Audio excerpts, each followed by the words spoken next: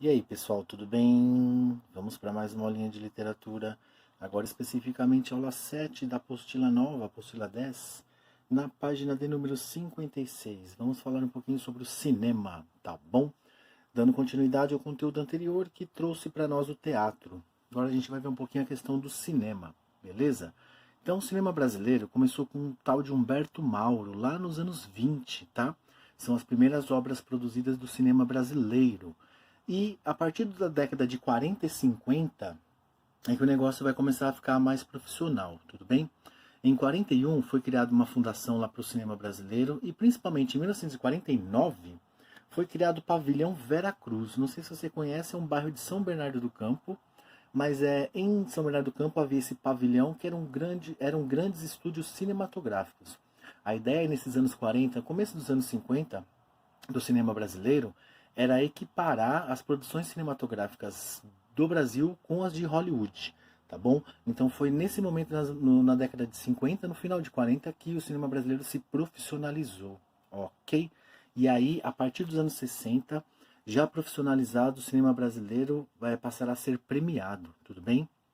Então, tem o Nelson Pereira dos Santos lá com os filmes relativamente famosos, né? Vidas Secas e Rio 40 Graus. E principalmente um tal de Glauber Rocha. Você destaca ele aí na sua apostila, na sua síntese, que eu sei que você está fazendo.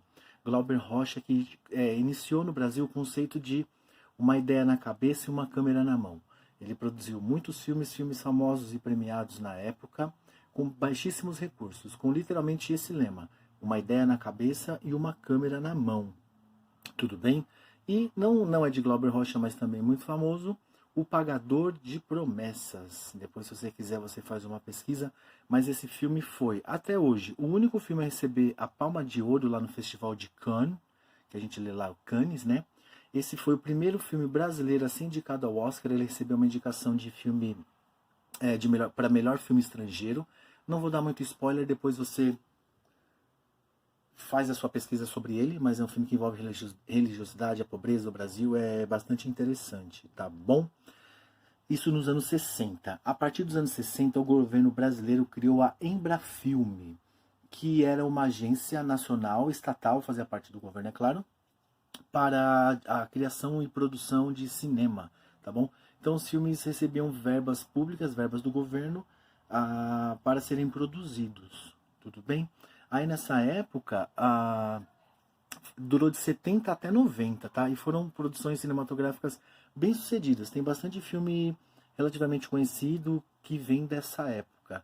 E um destaque que você vai notar na sua síntese, que não está na apostila, mas nos anos 70, esse cinema brasileiro patrocinado pela Embrafilme apresentou muitas obras da pornochanchada.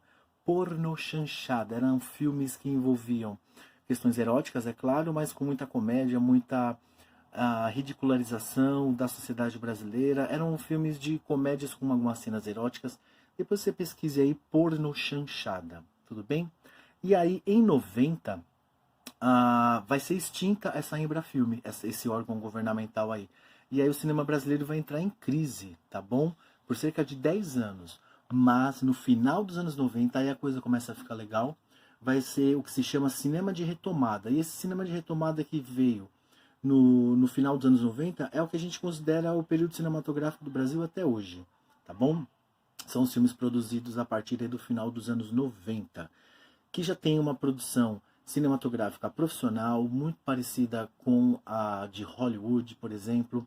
Aí já vieram vários filmes muito renomados, várias indicações ao Oscar, vários prêmios internacionais, e o cinema brasileiro conquistando seu lugar ao sol aí, tá bom?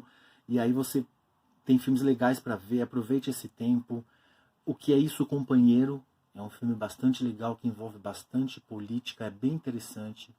A Carlota Joaquina, que também é um filme histórico e na minha opinião, é bem divertido, é bem legal. Vai ter O Bicho de Sete Cabeças. Esse filme, sei lá, eu acho muito legal, você tem que assistir. E ele está passando no canal Curta, pelo menos aqui para mim o canal Curta está liberado, assim como os telecines durante essa quarentena. E ele já passou umas 2 vezes essa semana, tá bom? Vai vir, obviamente, Cidade de Deus, tá? Com todo o barulho, todo o sucesso que fez, juntamente com Tropa de Elite. Vai vir o filme Carandiru, que conta a história do livro que Drauzio Varela escreveu enquanto trabalhava no Carandiru. O Dr. Drauzio lá, quando jovem, trabalhou muitos anos no Carandiru e com as histórias que ele colheu, ele escreveu o seu livro. Tudo bem? Vem Dois Filhos de Francisco, vem bastante filmes famosos que fazem parte da nossa vida e passam na nossa TV até hoje. Aproveite esse tempo, assista filmes e faça os exercíciozinhos aí. Molezinha, beijo, tchau.